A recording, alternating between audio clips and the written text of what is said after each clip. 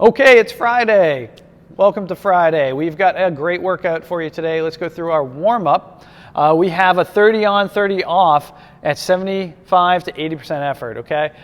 So we're gonna pick up the pace for this warm-up. By all means, make sure you get a good dynamic warm-up ahead of this one, okay? We're gonna go into movement one, jump rope or toe taps, okay? So toe taps can be to any object, backpack, dumbbell, slam ball, anything you got. If you have a jump rope, go ahead and break that one out. Movement two, alternating lunges, up downs, and then sit-ups, okay? So we're gonna go on here, 30 seconds on, 30 seconds off of each station, okay? And then that is gonna be it for the warm-up, okay? So let's get into our workout. And we're back with our workout. It's an EMOM, every minute on the minute for 20 minutes. And we're gonna have 5 stations, one of them being rest, okay? So minute one, jump rope or toe taps, okay? We're gonna get those feet moving really fast.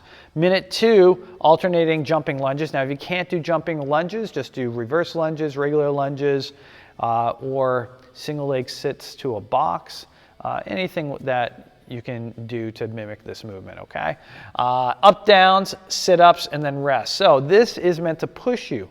Now, if you need to pull back a little bit so you have rest each minute, so maybe your cardio isn't up for doing this for 20 minutes, make sure that you're working fairly hard, 80 to 90% for about 40 seconds, and then give yourself 20 seconds of transition time, okay? If you need to dial that down to 30 and 30, that's fine too. Do what you can do. This is going to be a real cardio workout, okay? Good thing there's some rest in here. It'll give you a chance to catch your breath, shake it out, and move around a little bit.